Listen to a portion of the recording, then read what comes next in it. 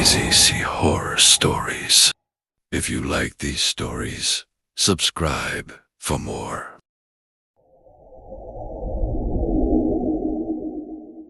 The Unrecognized. The people in this story are real. At least that's what the records say. They have names, dates of birth, tax numbers, school transcripts, hospital visits, CCTV appearances, and sometimes even social media profiles that stop updating years before anyone notices they are gone. And yet no one remembers them. Not clearly. Not fully.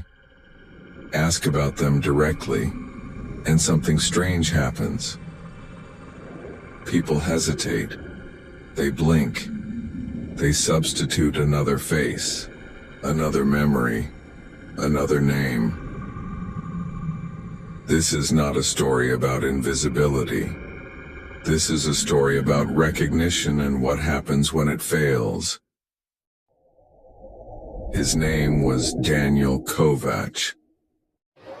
At least that was the name on his driver's license. Daniel appeared in more than 17,000 hours of city surveillance footage across 3 European capitals. He crossed streets legally, bought coffee, entered metro stations, stood in lines, left buildings. Nothing about him was unusual. Mid-30s, average height, brown hair, no visible scars, neutral clothing, no strong expressions, and yet, when investigators asked pedestrians if they remembered seeing him, something strange occurred. People said yes. Then they couldn't describe him. They were certain they had passed him, but when asked where or when or what he looked like, their answers dissolved. One woman insisted he was her co-worker. Another claimed he lived in her building. Neither could produce a last name. Neither could recall a conversation. Daniel was visible but unrecognizable. I know he was there. I just can't tell you how I know. Interview subject number 14. The voice belonged to a retired bus driver from Zagreb. He was asked about a man who rode his route every morning for nearly 5 years. Same seat, same stop, same silence. When shown a photograph, the driver nodded. "Yes," he said, "that's him." Then paused. Or someone like him. When asked what the man's face looked like, the driver laughed nervously. "I don't know. It's like trying to remember a dream after breakfast." Psychologists reviewing the audio noted elevated stress markers and otherwise neutral recollections. This was not fear. It was cognitive avoidance. As if the brain refused to finish the thought. Daniel attended primary school. There were class photos, attendance sheets, handwritten grades. Teachers confirmed he existed, then contradicted themselves. One teacher remembered him clearly until asked to point him out in a photograph. She selected the wrong child, corrected herself, then changed her answer again. Eventually, she stopped speaking. The footage shows her staring at the photograph for 47 seconds. No blinking. Later, she described the feeling as embarrassment, though she could not explain why. The records remain.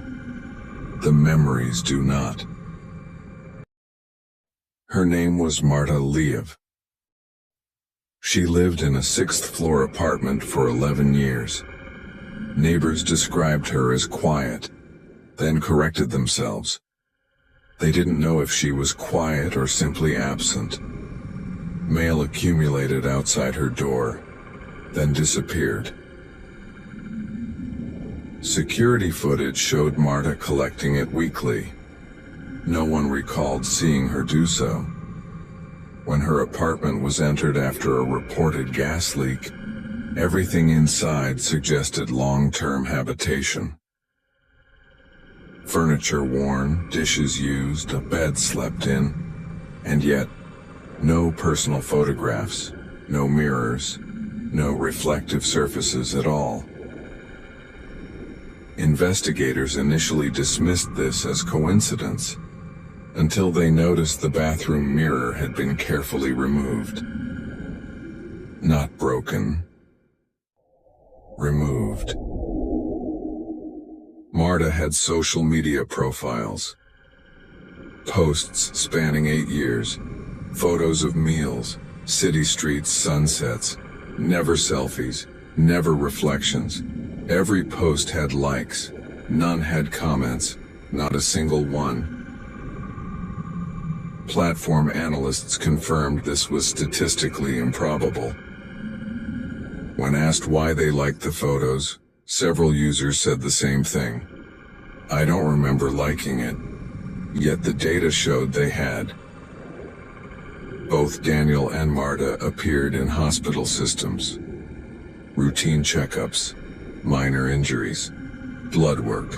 Their biometric data was normal. Doctors remembered treating someone, not them.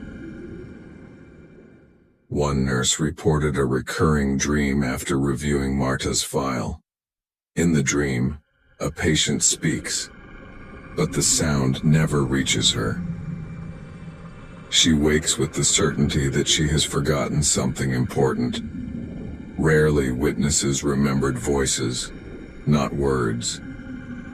Tone, cadence, a presence speaking just outside attention. Audio recordings from interviews captured long pauses. Breathing. A sense of someone else in the room. But no additional voice. Sound engineers found nothing abnormal. Listeners disagreed. Daniel stopped appearing on cameras on a Tuesday. No accident, no last sighting, no reported absence. His bank account remained inactive, then closed. No one requested it. Marta's apartment was eventually reassigned. New tenants reported nothing unusual, except a feeling of being observed by something that wasn't there. During early screenings of this documentary, test audiences reported a shared phenomenon. They felt as though someone had been removed from the film. Not cut, removed. Viewers were asked to describe the people discussed.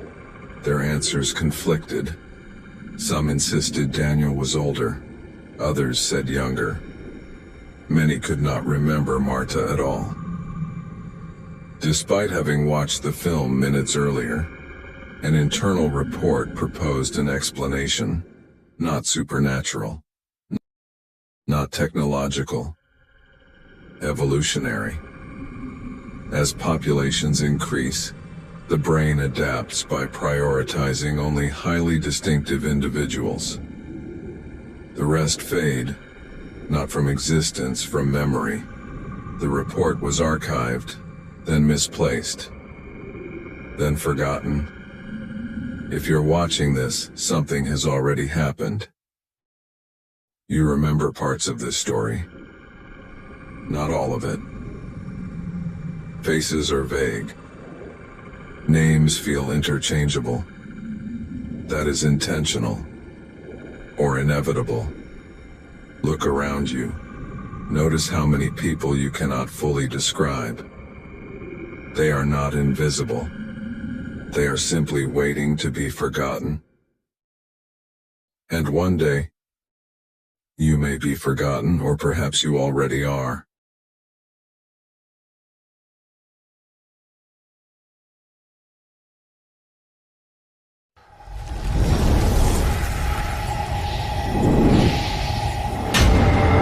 Crazy Sea Horror Stories. If you like these stories, subscribe for more.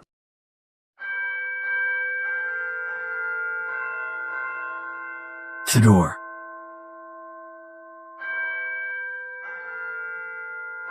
I didn't believe in anything supernatural. Not ghosts, not demons, not energies. I believed in mold, in bad wiring, in sleep paralysis and carbon monoxide leaks. That's why I took the house. It was cheap. Too cheap for the area, actually. A 2-story place just outside a small, forgettable town. The kind of place where people wave at you, even if they don't know you. And where nothing ever happens. That should have been my first warning. I noticed the smell before anything else. Not immediately. The first day was fine. The second, too. But on the third night, around 2:30 a.m., I woke up with the distinct feeling that something was wrong. It wasn't a sound. It wasn't a movement. It was a smell. Wet. Rotting. Like something organic had been sealed inside the walls and left to dissolve slowly over years. I sat up in bed, heart beating faster than it should have. Just pipes, I whispered to myself. Old house. Old plumbing. That kind of smell happens. Still, I got up and checked. Bathroom. Clean. Kitchen. Nothing. Living room. Normal. But the hallway why? The smell was stronger there. It clung to the air, thick and damp, like I could almost taste it. And at the end of the hallway was a door. I hadn't opened it yet. It was locked. That wasn't unusual. Some houses have storage rooms, old basements, utility spaces. But this lock was different. Not modern. Rust creeping around the edges. The handle slightly bent, like someone had tried to force it open from the inside. I laughed a little when I noticed that. Yeah, okay, I muttered. Very original. I went to grab the keys the landlord gave me. None of them fit, not one. That's when I called him. Hey, I said. There's a locked room in the hallway. You forgot to give me the key. There was a pause. Too long. What room? He asked. I remember frowning. The one at the end of the hallway. Another pause. That door doesn't open, he said. What? It's just old house. Ignore it. Click. He hung up. The first time I heard it, I thought it was the wind. A slow, rhythmic sound. Inhale. Exhale. Barely audible. I was lying in bed, staring at the ceiling, trying to fall asleep when it started. At first, I ignored it. Old house, I reminded myself again. Pipes. Air moving through vents. But then I realized something. There were no vents in that hallway. And the sound wasn't coming from the walls. It was coming from the door. I didn't sleep that night. I sat on the edge of my bed, staring down the hallway, waiting, listening. The breathing continued. Slow, deliberate, like something on the other side of the door was alive and resting. At around 4 a.m., it stopped. completely. Silence flooded the house so suddenly it made my ears ring. And then a knock, 3 times. From the inside. I should have left. That's the part that bothers me the most now. Any sane person would have packed their things and walked out. But I didn't. Because I needed an explanation. Because I needed it to make sense. The next morning, I went back to the door. In daylight, everything felt stupid again. I leaned in closer, and that's when I saw them. Scratches. Not random. Not animal. They were vertical. Repeated. Deep. Like fingernails. Hundreds of them. Layered over each other. All at the same height. As if someone had stood inside that room. And tried. Over and over again. To get out. I asked the neighbor across the street, an old woman who watched everything from behind her curtains. "You're in that house?" she asked, eyes narrowing. "Yeah." She didn't respond right away. Just kept looking at me like she was trying to decide something. Then she said, "People don't stay there long." "Why?" She shook her head. "They hear it eventually." "Hear what?" But she had already turned away. That night, I set up my phone in the hallway. I needed proof. Something I could analyze. Replay. Explain. I pressed record and left it there facing the door. Then I went to my room and waited. The breathing started again around 2:17 a.m. Louder this time. Closer. I forced myself not to move. Not to react.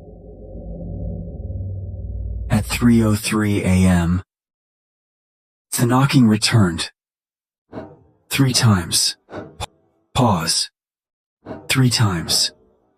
Pause. Then something new. A voice. Not loud, not clear, but unmistakable. Whispering. I didn't check the recording until morning. I made coffee first, sat down, tried to act normal, then I pressed play. At first nothing, just silence. Then faintly, the breathing. My stomach tightened. It was real. It was actually there. Then the knocking. Exactly as I heard it. 3. Pause. 3. And then, the whisper. I turned the volume up, listened closer. And that's when I felt my blood go cold. Because the voice wasn't random. It wasn't nonsense. It was repeating something. Over and over and over again. Let me out. Let me out. That night I did something I still don't understand. I stood in front of the door. The smell was overwhelming now. Thick, sweet, rotting. The breathing was faster. Almost excited. My hand hovered over the handle. And then, it moved. Not me. The handle. It twitched slightly. Then again. As if something on the other side had just touched it. I called the landlord again. This time I didn't stay calm. There's something in that room, I said. Silence. I have it recorded. More silence. Then finally, you need to leave the house. What? Now. The line went dead. I didn't leave. Not immediately. I wanted one more answer. Just one. So I stayed. And that was my mistake, because that night, the breathing didn't start at 2 a.m. It started as soon as the sun went down. Loud, deep, wet, like lungs filling with something thick. The walls began to creak, not randomly, rhythmically, in sync with the breathing. And then, the door started to bulge, very slightly, like something inside was leaning against it.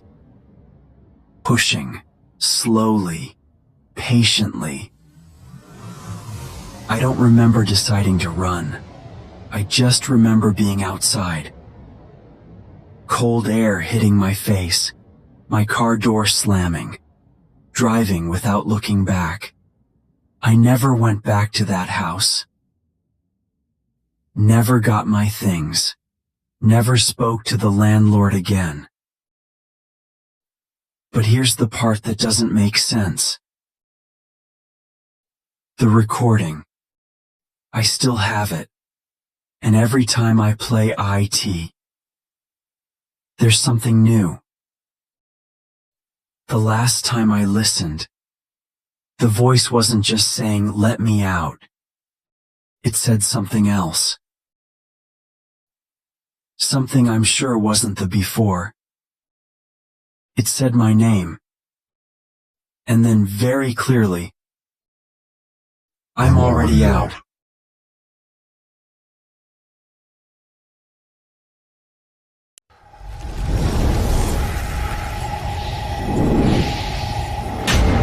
Crazy Sea Horror Stories. If you like these stories, subscribe for more.